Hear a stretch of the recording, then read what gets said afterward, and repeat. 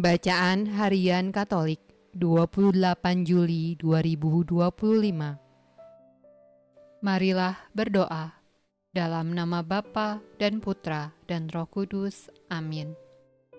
Allah yang berbelas kasih, sabdamu adalah terang dan pelita hidup kami. Utuslah Roh Kudusmu untuk membuka telinga, hati dan budi kami untuk mendengarkan dan memahami sabdamu. Doronglah kehendak dan tekad kami untuk mengamalkan sabdamu dalam hidup dan perutusan kami sehari-hari. Amin. Pembacaan dari Kitab Keluaran.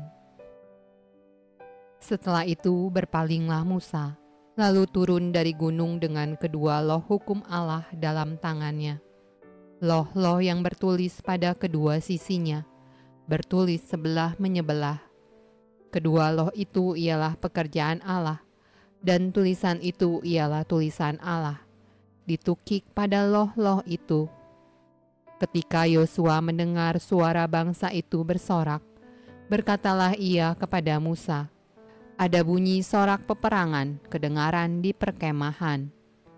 Tetapi jawab Musa, "Bukan bunyi nyanyian kemenangan, bukan bunyi nyanyian kekalahan, bunyi orang menyanyi berbalas-balasan, itulah yang kudengar."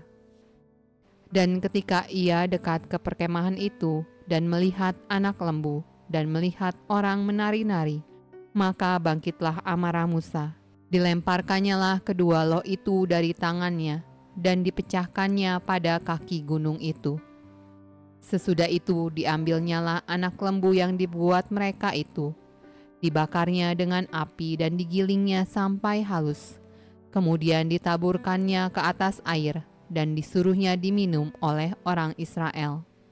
Lalu berkatalah Musa kepada Harun, "Apakah yang dilakukan bangsa ini kepadamu, sehingga engkau mendatangkan dosa yang sebesar itu kepada mereka?"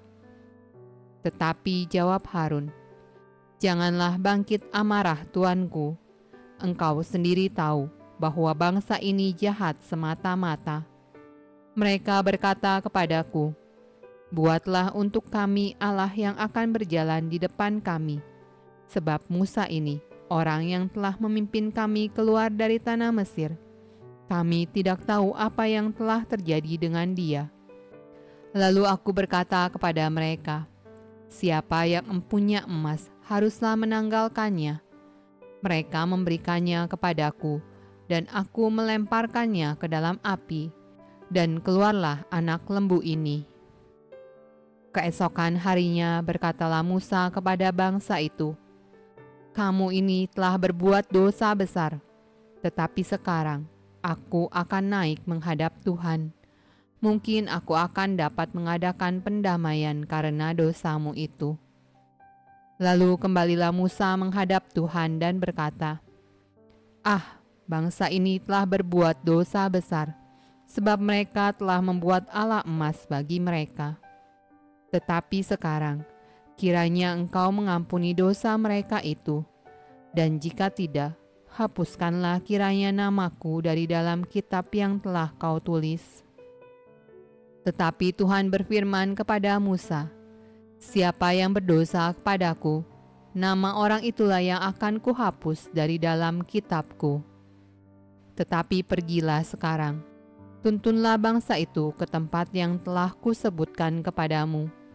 Akan berjalan malaikatku di depanmu, tetapi pada hari pembalasanku itu, aku akan membalaskan dosa mereka kepada mereka." Mazmur tanggapan dari Kitab Mazmur. Mereka membuat anak lembu di Horeb dan sujud menyembah kepada patung tuangan. Mereka menukar kemuliaan mereka dengan bangunan sapi jantan yang makan rumput. Mereka melupakan Allah yang telah menyelamatkan mereka, yang telah melakukan hal-hal yang besar di Mesir. Perbuatan-perbuatan ajaib di tanah Ham, perbuatan-perbuatan dahsyat di tepi laut Teberau. Maka ia mengatakan hendak memusnahkan mereka, kalau Musa, orang pilihannya, tidak mengetengahi di hadapannya untuk menyurutkan amarahnya, sehingga ia tidak memusnahkan mereka.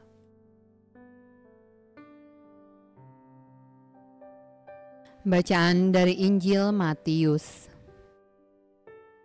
Yesus membentangkan suatu perumpamaan lain lagi kepada mereka. Katanya, "Hal kerajaan sorga itu seumpama biji sesawi yang diambil dan ditaburkan orang di ladangnya. Memang biji itu yang paling kecil dari segala jenis benih. Tetapi apabila sudah tumbuh, sesawi itu lebih besar daripada sayuran yang lain, bahkan menjadi pohon, sehingga burung-burung di udara datang bersarang pada cabang-cabangnya."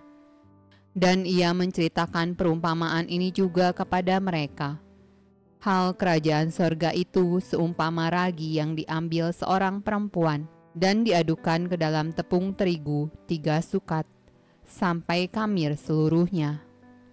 Semuanya itu disampaikan Yesus kepada orang banyak dalam perumpamaan. Dan tanpa perumpamaan, suatu pun tidak disampaikannya kepada mereka, supaya genaplah firman yang disampaikan oleh Nabi, "Aku mau membuka mulutku, mengatakan perumpamaan. Aku mau mengucapkan hal yang tersembunyi sejak dunia dijadikan." Demikianlah sabda Allah. Terpujilah Kristus. Dalam nama Bapa dan Putra dan Roh Kudus. Amin.